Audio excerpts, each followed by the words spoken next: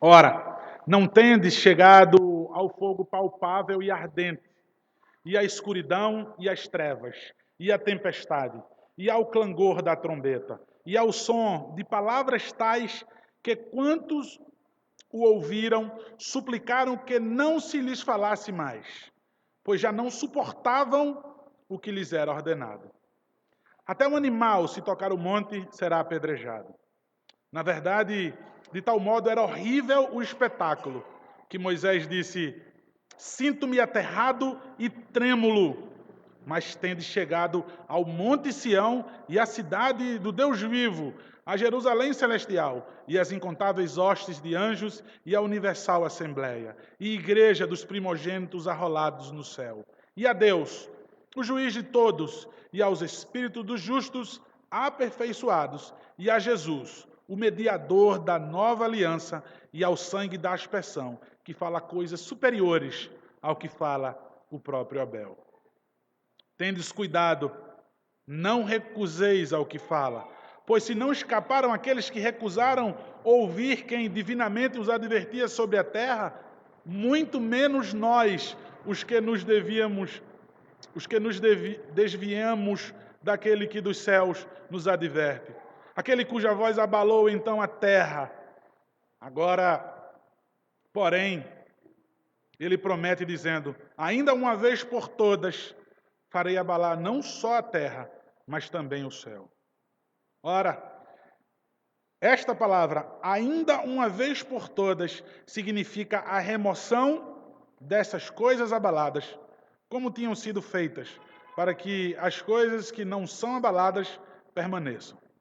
Por isso, recebendo nós um reino inabalável, retenhamos a graça, pela qual sirvamos a Deus de modo agradável, com reverência e santo temor.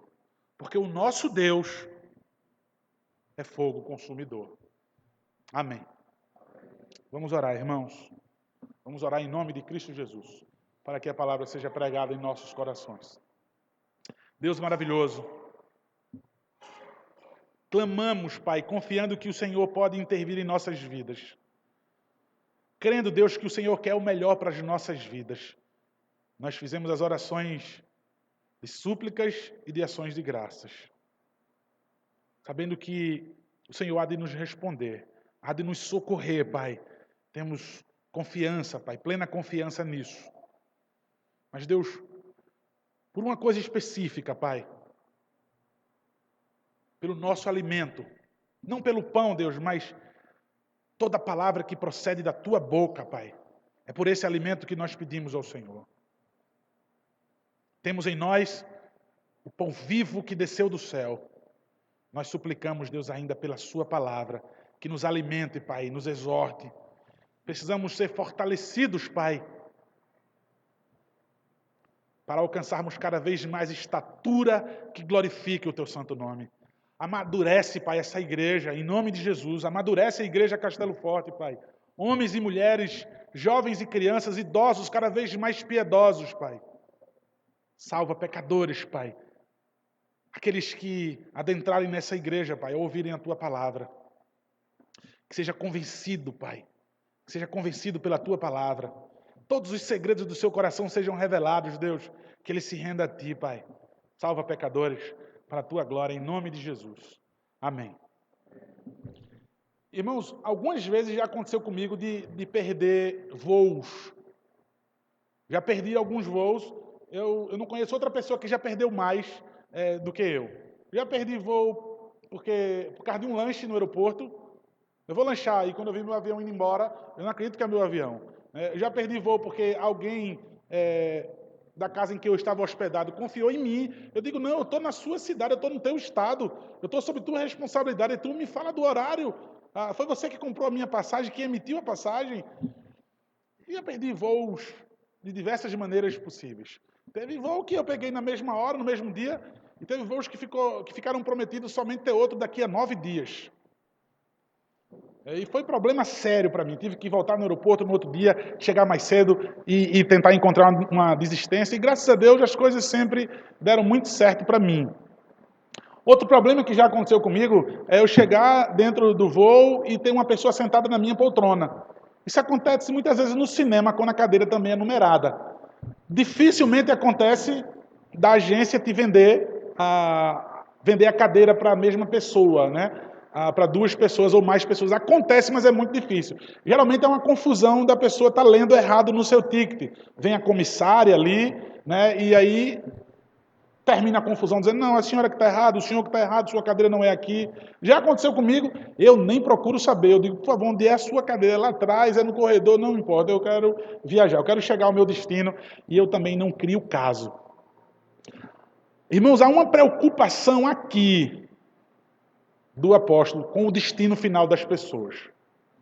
As pessoas aqui se achavam, elas com o passaporte carimbado, com a passagem fechada, como diz nossa linguagem nordestina, amarrada.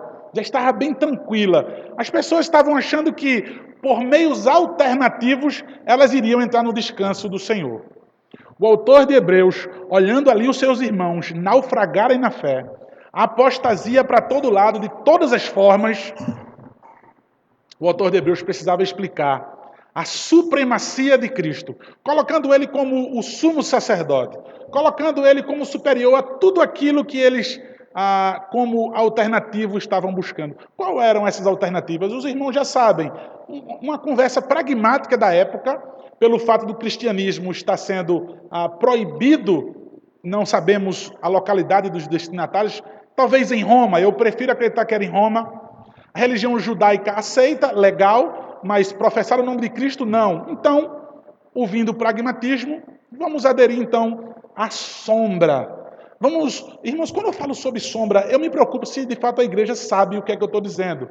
Né? Quando fala de tipo, de antítipo, será que a igreja está entendendo o que significa? Eu prefiro usar uma expressão assim. O povo naquela época, eles viviam no escuro, né? Vendo apenas vultos da imagem de Cristo. Sacrifícios, rituais de purificação, diversas coisas, peças dentro do tabernáculo, diversas coisas apontavam para Cristo, mas não a imagem real dele, mas simbolizavam, apontavam para ele. Então eram sombras. Quem usa essa expressão é Paulo quando escreve aos irmãos na cidade de Colossos. Ele usa essa questão de sombra. A gente sabe que alguém está se aproximando quando nós vemos uma sombra, não é isso? Está chegando tal pessoa, estou vendo uma réstia ali, como diz o Matuto, né? Eu estou vendo uma réstia, eu estou vendo uma sombra. Mas quando você vê que a pessoa já chegou, que você está olhando para a pessoa, a sombra não diz mais nada. A sombra está anunciando que está vindo. Mas veja, quando a pessoa chega, aquela sombra não faz mais sentido. Então veja, Cristo veio, a concretização da promessa agora eles já tinham, e eles estavam como que se desviando de querer olhar para Cristo assim e, não, eu prefiro olhar para a sombra dele. Eu prefiro confiar quando ele estava vindo ainda, em todas aquelas coisas que apontavam para ele. Irmãos, aqui para nós, eles precisavam dessa alternativa. Vocês pensam que eles estavam fazendo isso de graça? Vejam, deixar de crer na concretização da promessa em Cristo, para crer na promessa, para crer em tudo aquilo que era sombra. Irmãos, eles só estavam aderindo a isso porque as coisas apertaram. Irmãos, me respondam, quando é que vocês folgam na fé de vocês? Quando é que vocês acovardam? Quando é que você e eu, deixa eu me incluir eu, quando é que eu começo a relativizar a palavra de Deus? Quando as coisas apertam para mim, quando as coisas ficam difíceis para mim. Quando eu vou perder muitas coisas, quando eu vou perder a graça de vocês, quando eu vou perder membros, quando eu vou perder... Enfim, eu estou usando o meu exemplo, né? Mas para vocês. É o que estava acontecendo com os hebreus aqui. Mas vejam, irmãos, todos eles diziam, meu lugar está garantido. O autor de Hebreus estava vendo isso. Esse apóstolo que não se identifica, ele estava vendo isso. Rapaz, eles estão achando que vão entrar no descanso do Senhor. Lembra da linguagem no começo exaustiva? Não entrarão no meu descanso. Não entrarão no meu descanso. Ele estava vendo as pessoas cheias de garantia. E ele dizendo, garantia em quê? Porque a única coisa que pode garantir é a profissão no nome de Cristo Jesus. Então ele vai dar o conceito de fé em Hebreus capítulo 11, coloca os heróis da fé. Ele termina não, né? No versículo 14 do sermão passado, né? Ele, depois de colocar o conceito de fé, de dar tantas exortações e ensino, ele diz, olha, eu quero que vocês busquem uma coisa, a paz com todos e a santificação sem a qual ninguém verá a Deus. Então ele quis dizer assim, olha, vocês vão buscar ter paz com todo mundo, mas essa paz tem limite. Se for para vocês andarem um passo para trás na crença, na profissão do Senhor Jesus Cristo, na santidade de vocês, vejam só, isso não é santificação. Então ele coloca logo depois, para que possa amarrar o limite dessa paz. Vejam só, busquem a paz com todos e a santificação sem a qual ninguém vai ver a Deus. Olha, irmãos, eu não quero dar outro nome à santificação, não. A santificação é ser separado para, especialmente, ser amputado radicalmente para um uso específico, e aqui usado para o Senhor. Mas veja, o que ele quer dizer é, busque a paz com todos. Mas veja, se for para perder a paz com Deus, você não vai ver o Senhor. Então há um limite nessa paz. Se vocês forem arredar o pé, se vocês forem relativizar, se vocês forem moldar uma vida cristã ao seu próprio gosto, para se adaptar, para ser aceito no mundo que você está, para não ser perseguido, para ser um evangelho bem fácil de ser vivido, está errado. O que é que ele faz, irmãos, com isso? Depois que eles, olha, cultivem essa paz. Como já disse, né, o reformador, a paz, né? Se for possível, mas a verdade a todo custo. Mais ou menos isso, não é aí? A todo custo. Não vai ser negociada a fé de vocês. A santidade não vai ser negociada. Enquanto vocês estão nessa busca, vejam só, eu quero continuar falando para vocês. Vocês não podem acovardar, e eu quero mostrar a vocês então uma comparação do que é ser a igreja hoje e do que é a igreja antigamente. Vocês estão querendo viver a igreja de antigamente. E eu quero mostrar a vocês a igreja de hoje. Se vocês forem querer viver a igreja como antigamente, vocês estão desvalorizando a graça do Senhor. Vocês estão tentando invalidar a graça do Senhor Jesus Cristo. Estão tentando invalidar toda a sua obra. Vocês estão tentando invalidar a intercessão contínua dele nos céus, se vocês voltarem a querer observar as sombras, aos cultos, ao culto, à adoração do Antigo Testamento. Vejam só, ele é superior, nós já vimos absolutamente tudo, aos anjos, a Moisés, aos sacrifícios, tudo. Então, depois de falar sobre essa superioridade, ele quer dizer, vou mostrar como é o culto a vocês do Antigo e do Novo Testamento. A igreja do Antigo Testamento e do Novo Testamento. Existe uma coisa na teologia chamada a continuidade e a descontinuidade. Irmãos, muitas coisas permanecem a mesma. A salvação, a graça, sempre foi. No Antigo Testamento, no Novo, Cristo Jesus, sempre foi. Mas veja, o modo da adoração, aquilo que apontava e não deixa de apontar mais a realidade, como os rituais, os sacrifícios, há uma descontinuidade, não precisa mais, caiu em desuso, caducou. E chega a ser, é pecaminoso quando nós tentamos trazer isso de volta. Vejam, algumas igrejas, e vai dizer, nem eu estou aguentando mais, sabe, irmãos? Tem que fazer críticas às igrejas evangelicais. Mas vejam só, é lindo quando nós vemos alguém reproduzir uma arca, né? Não é isso?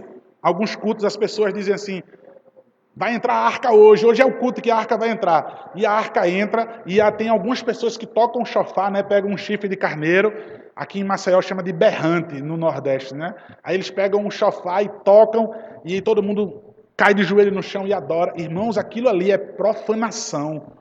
Aquilo ali é uma aberração, aquilo ali é uma blasfêmia. Irmãos, eu vou dizer, se vocês por acaso estiverem num lugar, por acaso, eu não sei o que é que vocês vão fazer num lugar desse. E isso acontecer, irmãos, eu vou falar ironicamente, tá? Mas saiam dali correndo, porque pode ser que abra um buraco no chão e caia todo mundo direto para o inferno. Porque isso é zombar do Senhor Jesus Cristo. Você trazer qualquer coisa de que era sombra, tá? Por mais belo que seja, que encante os olhos, mas a arca representava a santidade do Senhor, a presença dele. Não mais. Cristo Jesus, ele habita em nós. E você tentar desfazer disso e tentar pegar quando ele atuava especificamente no local, você querer anular esse privilégio dele habitar no teu coração, querer dizer, não, ele habita num lugar específico, representações, sombras. Deixa eu tentar explicar para vocês de novo sobre sombra. O meu resumo é, a luz está acesa. Nós temos Cristo, com clareza, o seu evangelho, a sua palavra. O descortinar é outra expressão que eu também uso. Nós podemos vê-lo através da sua palavra, revelação especial. A notícia da boa nova, a grande notícia, o evangelho. A palavra de Deus se tornou carne e habitou entre nós. Ou seja, tudo aquilo que era prometido passou a existir. Vive e reina para todo sempre, aleluia, o nosso Senhor Jesus Cristo. Queridos, fazendo essa comparação entre igreja do Antigo e do Novo Testamento, ele coloca então duas figuras, dois exemplos, o Monte Sinai e o Monte Sião. O que nós vamos ver aqui, irmãos, era um Deus inacessível no Monte Sião, no Monte Sinai, me perdoe. Um Deus inacessível. Tocou no pé do monte, morria, expressando a sua santidade. Se um animal, você vai ver lá esse Deuteronômio, se um animal tocasse desavisadamente no monte, ele morreria. Representava a santidade do Senhor ali. Mas observem, era um Deus que precisava de um mediador. Moisés precisou subir para que pudesse falar, o povo não suportou. Estou adiantando o sermão, tá? Nós vamos ler novamente. Mas veja, Sinai, a representação de um Deus inacessível. Sião, de um Deus completamente acessível, de um Deus próximo, de um Deus que habita em nossos corações, de uma realidade agora, não mais uma sombra. Aí, irmãos, só nisso aqui, vocês podem dizer, meu Deus do céu, eu entendo agora qual era o desespero do autor da carta aos Hebreus, de ver que o povo estava fazendo isso naquela época. Irmãos, é o que acontece muitas vezes conosco hoje. De uma maneira diferente. Nós tentamos adaptar o Evangelho. De uma maneira conveniente. De uma maneira nova. Ou talvez tradicional, mas não bíblica. Que o Senhor nos livre. Observe o versículo 18, irmãos. Ora, não tendes chegado ao fogo palpável. É isso que ele está querendo dizer. Olha, ao monte palpável. Os comentaristas sempre, todos eles batem forte aqui nessa tradução no português, tá? É ao monte palpável, porque esse monte ele fumegava, o monte pegava fogo. Então, uma tradução aí exata, irmãos, literal aí do texto, era o monte palpável. Então, ele está dizendo, ora, não tendes chegado ao monte palpável. Até as Bíblias, na linguagem de hoje, elas trazem essa tradução, ao monte mesmo palpável, o monte que pegava fogo. O autor aqui coloca, inclusive, depois ardente, tá? Ele diz, e a escuridão, e as trevas, e a tempestade, e ao clangor da trombeta, e ao som de palavras tais, que quantos ouviram, suplicaram que não se lhes falasse mais, pois já não suportavam o que lhes era ordenado. Até um animal, se tocar o monte, será apedrejado. Irmãos, essa linguagem ele toma emprestado de Deuteronômio capítulo 4 e de Êxodo capítulo 19. Então veja, se você for pegar Êxodo 19 e 20, se você for pegar Deuteronômio capítulo 4, capítulo 5, vocês vão ver essas mesmas figuras aqui. O autor de Hebreus está querendo dizer, vocês não têm chegado a esse monte físico, do qual Moisés teve que subir, do qual o povo ficou ali ao redor. Ele quer colocar todas essas figuras que foram a aparição de Deus ali, a maneira como Deus se manifestou fisicamente ao povo, uma teofania ali. Foi através de quê? De raios, de trovões. Era assim que sua voz era ouvida. É assim a sua presença, nuvens escuras e densas, as pessoas não conseguiam ver o que estava acontecendo. Representando, inclusive, toda essa ideia de sombra que o apóstolo Paulo fala, inclusive, aos Colossenses. Algo que não se podia ver nitidamente. Mas o que o autor de Hebreus quer dizer? Olha, irmãos, toda essa representação da presença de um Deus inacessível, de um Deus que era distante por causa do pecado do homem, a tentativa agora de Deus se aproximar do homem, olha como era a tentativa ainda de Deus se aproximar do homem, foi dessa maneira. E visivelmente o autor de Hebreus vai colocar um espetáculo terrível, aquele espetáculo. As pessoas ficaram com medo. Mas o que o autor de Hebreus quer mostrar, irmãos, todas essas coisas são coisas físicas, são coisas que você pode ver, são coisas tangíveis, são coisas palpáveis, são coisas terrenas. É isso que o autor de Hebreus quer dizer. Tudo físico, tudo visível, tudo tangível, palpável, esses são todos os sinônimos que eu posso dar para aquilo que é terreno. Figuras da qual os homens conheciam e temeram. Qual o propósito de Deus aqui, queridos? Qual o propósito de Deus? Despertar reverência. Despertar a lealdade das pessoas. E de fato o povo correspondeu nesse momento aqui. O povo queria ouvir, queria obedecer. Funcionou durante pouco tempo. Funcionou naquele momento. As pessoas ficaram cheias de temor. A lealdade foi despertada em seus corações, a reverência. Irmãos, imagina quem é, irmãos, que ia ficar dentro da sua tenda deitado com dor de cabeça. Vou não quero nem ver. É Deus que vai aparecer ali agora. Isso é Deus. Eu vou nada, deixa eu dar um cochilo. Eu estou cansado, mulher. Trabalhei o dia todo, estudei o dia todo, e isso e aquilo outro. Irmãos, quem é que iria se ausentar daquele espetáculo? Da maneira como Deus se apresentou ao povo. Irmãos, me permita fazer uma coisa meio estranha, porque o autor de Hebreus vai colocar a diferença em Cristo Jesus, uma graciosa e amorosa, como sempre foi, inclusive. Mas para que alguém não diga assim, Deus hoje é um Deus bonachão. Como Marcião, né? O herege da história da igreja, que disse que eram dois deuses diferentes. No Antigo Testamento era um Deus raivoso, um Deus vingativo, né? Um Deus sensível, e o Deus do Novo Testamento, um Deus cheio de amor. Deixa eu fazer uma coisa que é estranha nos meus sermões, mas se você chegar no final desse texto de hoje, no versículo 29, porque o nosso Deus é fogo consumidor. Ainda emprestando a linguagem de Deuteronômio, capítulo 19. Veja, o autor de Hebreus, ele quer dizer, não é porque é um Deus de graça, um Deus de amor, porque a manifestação de Deus foi diferente no Novo Testamento, que é um Deus do qual se pode zombar, do qual se pode brincar. Daqui a pouco nós vamos ver, inclusive, porque ele falou isso. Mas, por favor, voltem para o versículo 18. Ao versículo 18 não, irmãos, por favor, versículo 21.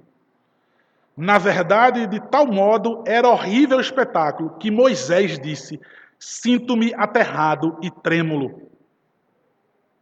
Não tem em lugar nenhum da Bíblia, tá, um registro, nem Deuteronômio, tá, nem Êxodo, de que Moisés fez referência que temeu. A não ser quando ele desceu do monte, tá, e aí ele temeu ver o povo já ali quebrando todos os mandamentos, adorando o bezerro de ouro. Mas a expressão aqui do autor de Hebreus não fazendo referência a esse temor de ver o povo adorando um bezerro. A referência que o autor de Hebreus ele faz aqui é que Moisés temeu mesmo por ele ser esse mediador entre os homens e Deus. Então, o povo disse, Moisés, sobe tu. Sobe tu, porque nós vamos morrer, nós não estamos suportando ouvir a voz de Deus. Certamente o autor aqui da carta aos Hebreus, ele tinha a tradição oral com ele. Né? Quando Paulo fala Janes e Jambre também, que nós não encontramos no Antigo Testamento esses nomes, certamente por tradição oral, e entre outros textos da Bíblia, que nós sabemos que é por tradição oral, que eles ouviram e tem coisas que são registradas. Mas observe, irmãos, aqui, Moisés temeu, Moisés estremeceu, sobe tu. Quem é, irmãos? Nem mesmo ele, Moisés, pecador, subir com um sorriso debochado no rosto, subir sem medo nenhum. De fato, ele teve que subir ali, aquele monte, com intrepidez mesmo, com ousadia. Então, por isso que o texto diz, Sinto-me aterrado e trêmulo. O povo pediu que ele fosse. Esse sinto-me aterrado e trêmulo, ele estava representando o povo. O povo todo estava trêmulo e aterrado. O versículo 22 diz: mas tende chegado ao monte Sião. Olha, vocês não têm chegado ao monte Sinai, aonde se viu a manifestação de Deus, aonde Deus entregou ali a sua lei, de maneira terrível. Deus falou ao seu povo através de Moisés. As pessoas temeram, Moisés temeu. Aquela manifestação visível, mais uma vez, deixa eu usar os termos, visível, palpável, tangível, todas as coisas físicas, todas as coisas terrenas, para que o homem pudesse ver e ser despertado na sua reverência e na sua fidelidade ao Senhor. Vocês não têm chegado a esse monte, irmãos. Hebreus, acordem. Ele quer dizer então, observe, irmãos, o versículo 22, mas tende chegado ao monte Sião. O monte Sião, irmãos, ali havia o quê? O tabernáculo. Dentro do tabernáculo, Santos dos Santos, a cortina, o candelabro, a arca, a presença de Deus, a lei ali dentro, o cajado, o maná, a presença de Deus ali. Veja, o local da adoração. Aí alguém podia dizer, poxa, então ele está falando a mesma coisa. É um monte palpável, é um monte tangível? Não! Ele vai desmistificar isso agora. Irmãos, não levem a mente de vocês a outro monte físico. Não é isso que eu estou falando. Olha o que ele diz. A cidade do Deus vivo. Ele está falando sobre a Sião dos céus. O lugar onde Deus habita. Porque o tabernáculo era o lugar único e específico que Deus habitava. Mas ele então diz o quê? Vocês têm chegado ao cidade do Deus vivo. A Jerusalém celestial. Emudeceu, então, qualquer voz que possa dizer, ele está falando de outro monte físico, porque Sião também era um monte físico. Não, não, não. A Jerusalém celestial. Eu estou falando sobre a igreja do céu. É essa da qual vocês têm acesso por Cristo Jesus. Ele diz, e as incontáveis hostes de anjos, e a universal assembleia, e igreja dos primogênitos arrolados nos céus. E a Deus, o juiz de todos, e aos espíritos dos justos aperfeiçoados. Irmãos, há incontáveis hostes de anjos. A presença dos anjos aqui, irmãos, quando nós vemos no original, sempre que há presença de anjos, há um coral de júbilo, há um coral de festa da qual nós não conseguimos alcançar, nós não conseguimos compreender. Então o que ele está fazendo para os hebreus é despertando a mente deles, olha aonde vocês têm chegado através de Cristo Jesus, olha o que é que vocês estão prestes a abandonar.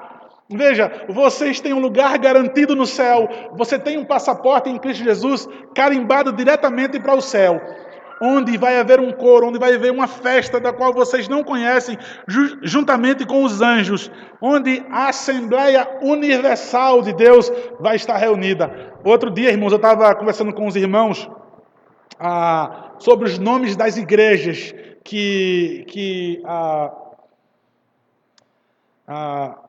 de maneira bem,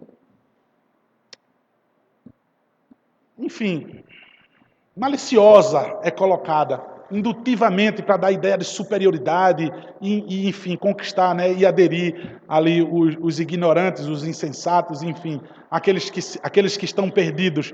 Então, o nome, numa linguagem de marketing, eles precisam pensar nisso. Então, qual é o nome das igrejas? O nome que eu devo colocar numa igreja? Aí um vai e diz assim, vou colocar o nome da igreja de Universal. Eita, que pensamento, rapaz, a igreja é universal. O outro diz, eu vou fazer uma também agora. Vou fazer uma chamada internacional. Eita, meu irmão, e agora? O cara é fera mesmo. O nome do cara. Aí o outro diz assim, não, eu tenho que botar uma para barrar essas duas. Já tem universal, tem internacional, vou fazer uma agora. Mundial. Mundial. Acabou-se. Aí me perguntaram, pastor, e você faria uma igreja com qual nome? Eu dizia intergaláctica. Era a igreja que eu faria, irmãos. Os nomes para... Vejam, queridos. A Universal Assembleia sem placa denominacional, sem bandeira de igreja. Os crentes reunidos, uma assembleia mesmo, uma reunião do povo de Deus reunida. A igreja dos primogênitos. Ele não está querendo colocar aqui primogênito como a Bíblia coloca todos aqueles que estão em Cristo Jesus, não, tá? A semelhança do próprio Cristo Jesus. Ele está querendo colocar aqueles que chegaram primeiro, fazendo menção aos patriarcas, fazendo menção aos heróis da fé. Ele quer dizer, olha que honra para vocês, olha onde vocês vão estar, olha com quem vocês estarão, olha com quem vocês vão estar reunidos, conversando, se regozijando naquela grande festa. Imagina os anjos glorificando a Deus, uma coisa maravilhosa, e os crentes em comunhão ali. E aí você vai ver todos os heróis da fé. Eu imagino como eu vou diminuir quando eu ver cada personagem desses. Como eu vou saltar de alegria em ver a mãe do meu Senhor, olhar para Maria, olhar para, enfim, irmãos. Todos os homens, se eu for sair citando aqui, vai ser uma corrida, em número eu vou estar esquecendo. Esse é o lugar de privilégio da qual vocês, hebreus, estão abandonando. Olha o que vocês estão prestes a fazer. Então ele dá continuidade e diz, daqueles que estão arrolados nos céus, daquele que tem lá o seu nome. Era costume os reis, na época, ter nome de algumas pessoas, da qual era notável dentro do povo, entre as pessoas. Os reis tinham alguns nomes e ele arrolava o nome dessas pessoas. Na sinagoga judaica, tinha o hall de membros. Aqui na igreja, tem hall de membros. Mas, irmãos, pouco me importa, irmãos, se você está no hall de membros dessa igreja. Pouco me importa. Veja, irmãos, arrolados nos céus. Eu quero que o nome de vocês esteja arrolado na igreja invisível, na Jerusalém celestial.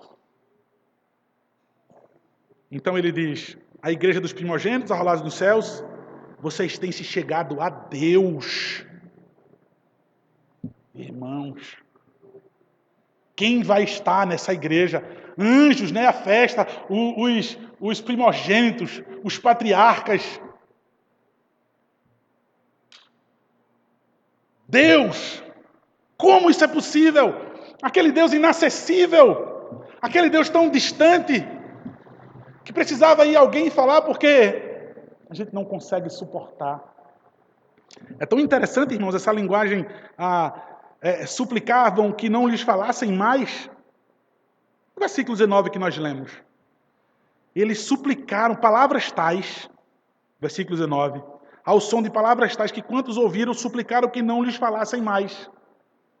Vejam só, irmãos, nós vamos chegar a Deus agora e vamos suportar as suas palavras, ouvir o próprio Deus nos falar.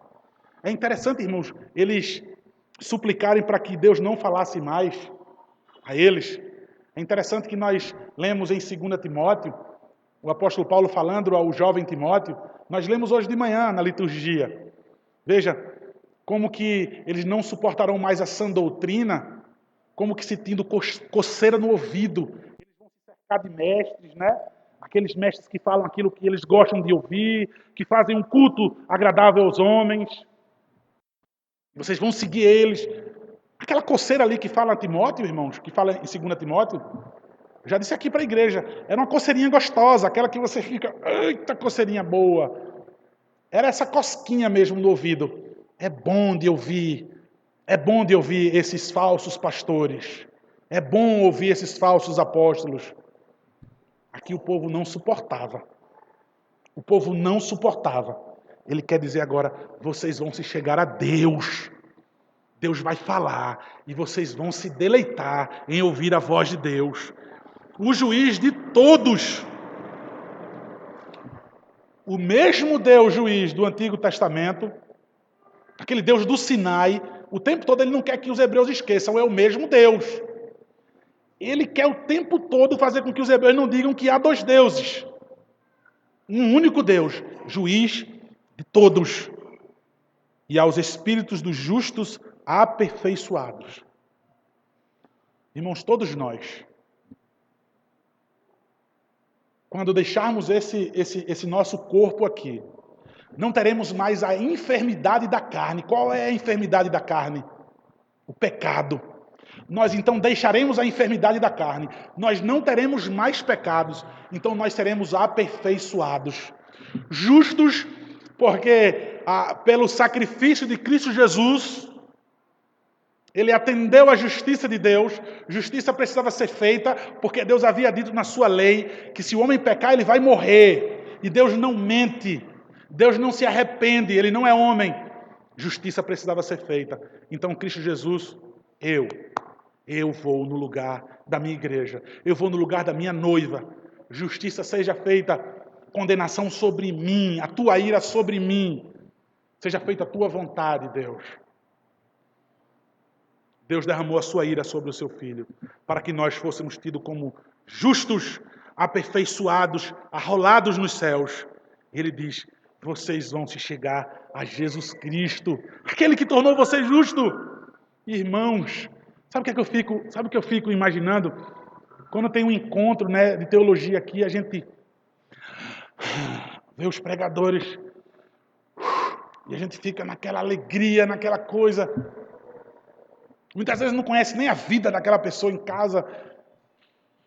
Irmãos, e ver Cristo face a face com a majestade desse Deus Todo-Poderoso, o Senhor Jesus Cristo, o nosso Salvador. Imagina, irmãos, poder abraçar o Senhor Jesus Cristo. Veja, irmãos, é uma das coisas que eu posso dizer, eu preciso de uma eternidade para fazer isso. Nós precisamos de uma eternidade para contemplar a Cristo, o nosso Salvador. De olhar do que, quão horrendo Ele nos libertou para sempre. Do poder da morte, do pecado, do inferno. A eternidade na glória. Por Cristo Jesus, eu vou ter acesso a Cristo Jesus. Que maravilha. Irmãos, nós temos acesso a Deus. Veja, aos céus, a Deus, porque a inimizade foi colocada ao fim por causa da oferta de Cristo Jesus, por causa do seu sacrifício, por causa da justiça, então nós temos acesso a Deus. Deus não está mais irado conosco, temos amizade com Deus. Veja, vocês têm chegado a Cristo, ou seja, tabernaculou em nós, Ele habita em nós. Temos chegado a Cristo, o mediador da nova aliança. Não mais aquele tipo. Vocês estão olhando para Moisés. Vocês estão crendo em Moisés, é isso? Vocês têm chegado a Cristo Jesus, o mediador da nova aliança.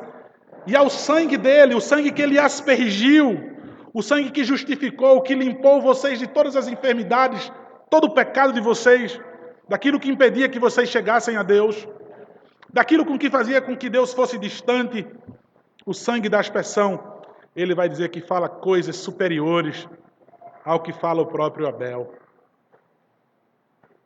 Irmãos, fala coisas superiores. Como é diferente, irmãos.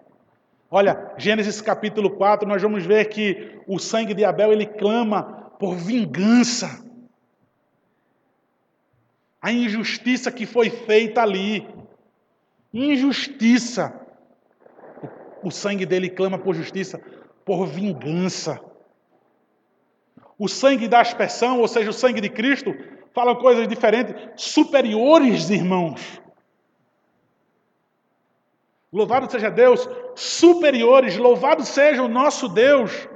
Veja, porque justiça foi feita e é superior porque ele fala de perdão.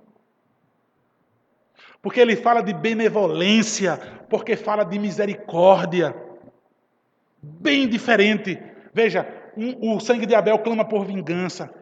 E o sangue de Cristo, perdão. Perdoa-lhes, Pai. Eles não sabem o que fazem. Quanta ignorância, irmãos, há no meu coração e no teu, quando nós erramos. Quanta ignorância. Os hebreus não sabiam quão horrendo estavam fazendo. E muitas vezes eu e você não sabemos o que fazemos quando acovardamos na nossa fé. Coisas superiores ao que fala o próprio Abel. Não sobre vingança, mas sobre graça. Sobre amor. Sobre amor. Perdão. Depois de dizer essas coisas, irmãos, o autor de Hebreus vai dizer: vocês precisam ter muito cuidado, porque se vocês fizerem pouco caso disso que eu estou dizendo para vocês até agora, eu estou dizendo tantas coisas incríveis para vocês, eu estou fazendo agora uma comparação para vocês sobre a igreja do Antigo e do Novo Testamento, da antiga dispensação e da nova. Dessa nova aliança vocês não podem se desfazer e banalizá-la. Não tentem dar o jeitinho de vocês. Então ele diz no versículo 25: tende cuidado. Não recuseis ao que fala. Pois se não escaparam aqueles que recusaram ouvir quem divinamente os advertia sobre a terra, muito menos nós, os que nos desviamos daquele que dos céus nos adverte. Tá, irmãos? Ele fala de Moisés, tá? Inspirado pelo próprio Deus, inclusive desce do monte e fala as palavras que o Senhor falou, entrega a lei ao povo, as advertências de Moisés sendo aquele tipo de mediador, aquele tipo de Cristo. Ele fala agora aquele que veio dos céus e nos adverte agora com sua palavra.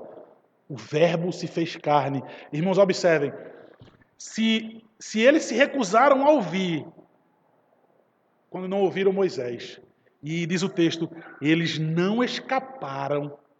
Irmãos, vejam só, eu acho incrível, aquilo que eu falei hoje pela manhã, quando Salomão fala assim em Provérbios, depois de dizer ao filho assim, filho meu, vejam só, eu quero que você tema a Deus, se aparte do mal. Tua vida vai ser estruturalmente boa. Não saia dos caminhos do Senhor, não. E ele diz agora, se você rejeitar, você vai ver a mão do Senhor sobre sua vida. Veja, irmãos, não escaparam aqueles que rejeitaram. O que foi que eu disse pela manhã? Foi Spurgeon que disse isso, tá? Que Deus ele não esconde a sua mão da qual ele disciplina seus filhos.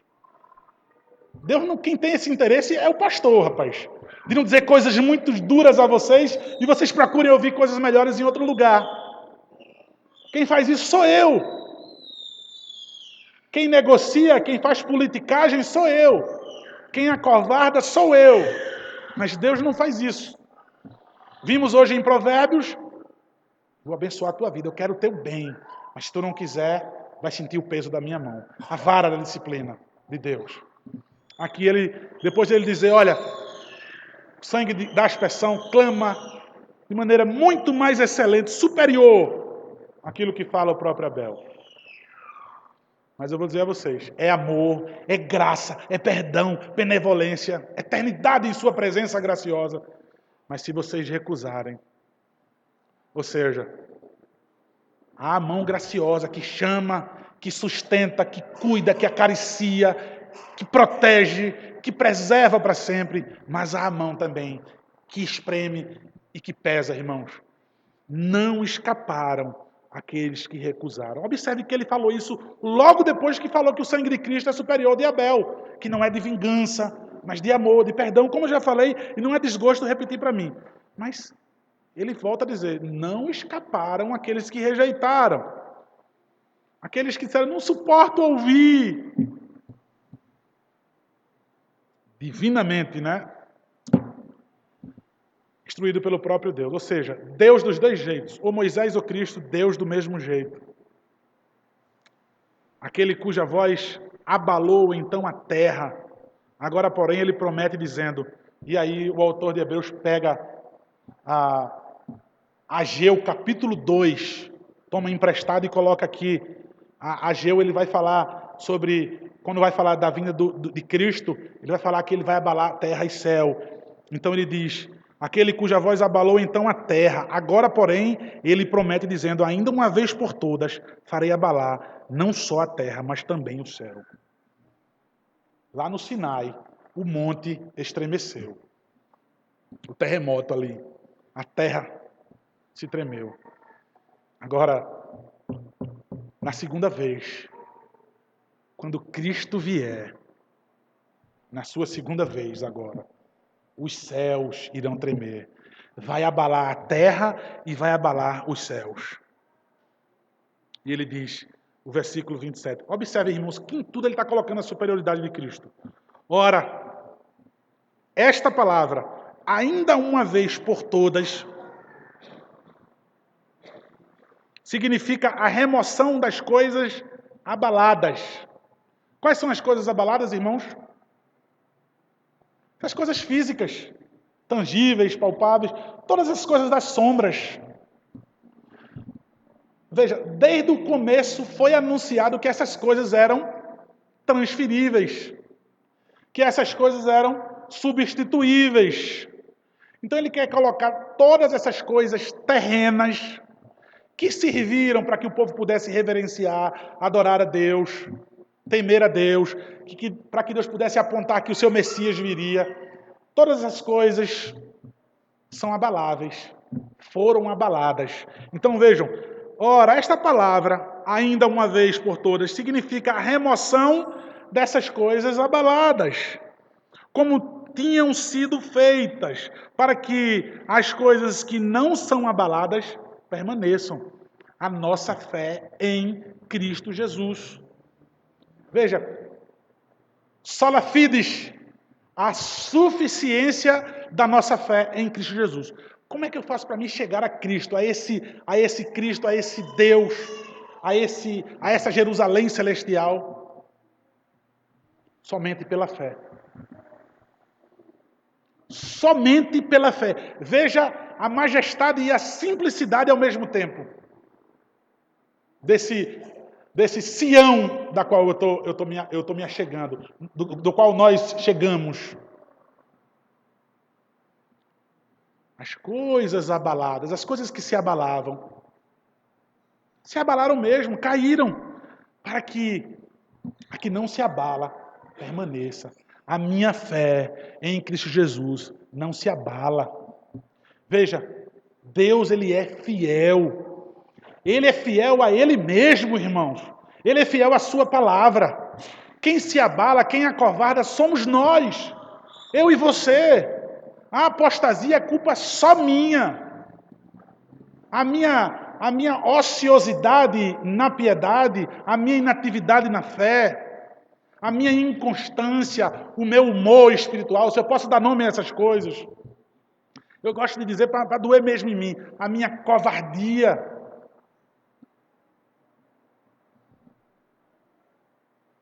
Essas coisas, irmãos, são abaladas em mim. As coisas que não são abaladas permaneçam. Fé como uma rocha, irmãos. Vejam o versículo 28. Por isso, recebendo nós um reino inabalável. Vejam só, para os que não são abaláveis, permaneça. Eu quero isso, eu quero isso. Os hebreus puderam talvez dizer, nós queremos isso. Nós queremos permanecer até o fim. Nós queremos crer naquilo que permanece até o fim. Nós queremos crer nesse Cristo. Então ele diz, por isso, recebendo nós um reino inabalável. Não se passa mais. Esse reino não caduca, não cai em desuso. Esse reino não precisa de adaptações, não precisa de enxertos. Vejam só, irmãos, pela fé somente. Ele está dizendo, receba esse reino inabalável. Retenha a graça. Irmãos, a oferta graciosa da graça. Veja aquilo que tem sido ofertado para você nessa noite. Esse reino inabalável tem sido oferecido para você por intermédio unicamente de Cristo Jesus. É isso que você deseja?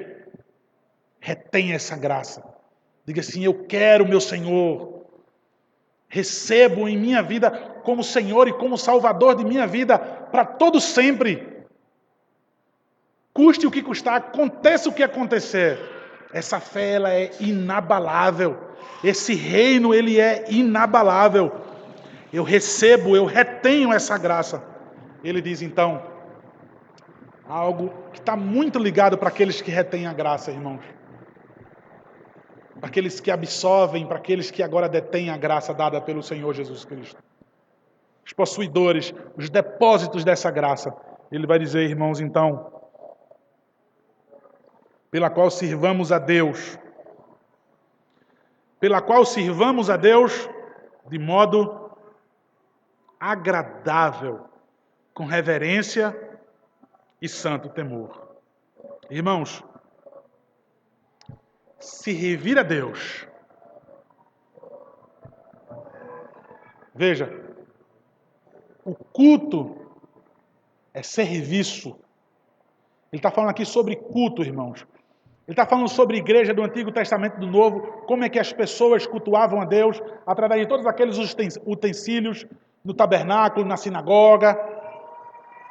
Vejam, no templo, me perdoe, irmãos, o esquecimento. Vejam, vocês vão servir a Deus. É serviço de culto.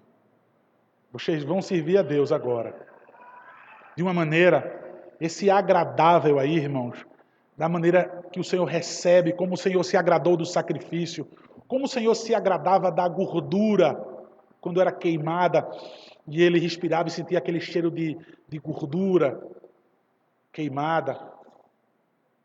Como Deus se agradava daquilo, o autor está colocando a mesma linguagem, usando aquele princípio na linguagem. A palavra aqui pode ser traduzida, irmãos, melhor, como aceitável. Um serviço de culto a Deus, adoração a Deus, de modo aceitável a Deus, com reverência e santo temor. Irmãos, um culto, veja, ele só vai ser aceitável a Deus. Nós só vamos servir a Deus de maneira agradável, aceitável. Só vai haver reverência e temor quando nós cultuarmos a Deus exatamente como Ele ordenou que a gente adorasse. Veja, irmãos, a mesma coisa, nós não suportamos. Quando Moisés desce, eles já estão adorando um bezerro. Um mês. Eles já estavam adorando um bezerro. Deixa eu dizer mais para vocês. Quando Moisés chega para o pastor responsável daquela igreja, para Arão, aquele pastor tentou ajeitar as coisas, viu, irmãos? Aquele pastor discutiu. Aquele pastor, deixa eu abrir uma aspa bem com força, arranhando assim. Justificou, entre aspas, justificou aquele modo de culto. Como todos os pastores fazem, como eu e você, muitas vezes justificamos porque é que eu aceito esse tipo de culto. É o que nós fazemos. Que besteira, que bobagem. Arão disse isso. É Deus. É um bezerro. Mas veja, olha como nós fizemos esse bezerro. Me dá o ouro de todo mundo, das orelhas, do nariz. Eles estavam no Egito, então o povo do Egito diz, vai-se embora, leva presente, leva tudo. Leva ouro, leva tudo, os nossos pertences aí. Deram presentes para eles irem embora. Some daqui. Me dá os piercings, me dá os brincos. Derreteu e fez um bezerro. A justificativa daquele pastor, irmãos, foi dizer assim, é Deus. Eu disse a eles, Moisés, que esse é o Deus que tirou eles do Egito. Eles estão adorando a Deus. Agora, Moisés, você fica se apegando porque é um bezerro? Um bezerro é um animalzinho, foi Deus que fez também. Não é um animal que se usa para sacrificar e tal. Todo desdobro, toda conversa fiada ali foi feita, irmãos. Foi dada. Deus não comeu conversa fiada de absolutamente ninguém. O povo foi punido. O povo foi punido. Simplesmente porque desobedeceu a Deus. E aí nós vamos ver, né? Tanto usado Nadab e Abiú. Primeiro ofício dele como pastores. Deixa eu usar a linguagem pastor, né, de sacerdotes. Alguém vai dizer, uma bobagem, rapaz. Porque usaram outro fogo para adorar a Deus. Não é fogo. Fogo é fogo. Qualquer fogo queima. Deus disse, é com esse fogo. Os advogados ali de Nadab e Abiú poderiam dizer, ou politicamente chegar para Arão triste, né? Arão, rapaz, teus filhos morreram de graça, rapaz. Que bobagem. Que bobagem. Simplesmente porque pegaram outro fogo. Os advogados ali, os políticos, né? Dão uma tapinha nas costas de Arão.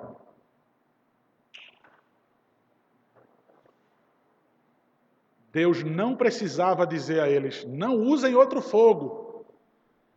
Vocês notaram isso, irmãos? Que Deus em nenhum momento disse a eles, não usem outro fogo, viu? Não precisa, irmãos. Não precisa. Se Deus não mandou fazer, nós não fazemos. Sabe qual é o princípio dos pastores quando eu converso com eles? Onde é que está proibido na Bíblia fazer isso no culto? É isso, olha o argumento teológico dos pastores. Me mostre na Bíblia onde é que tem dizendo que Deus proíbe colocar isso no culto. Deus não proibiu Nadab e Abiú. Olha, não usa outro fogo não, viu? Deus simplesmente ordenou que fosse com aquele. Ele, a sabedoria aos seus próprios olhos, deram seu jeitinho. Acabou-se o ofício deles. Morreram. Fulminados da presença de Deus. O que o autor de Hebreus está fazendo aqui agora, irmãos? Para nós, o Novo Testamento, em Cristo Jesus. Irmãos, isso é muito sério, irmãos. Alarguem os seus ouvidos. O versículo 29, porque o nosso Deus é fogo consumidor.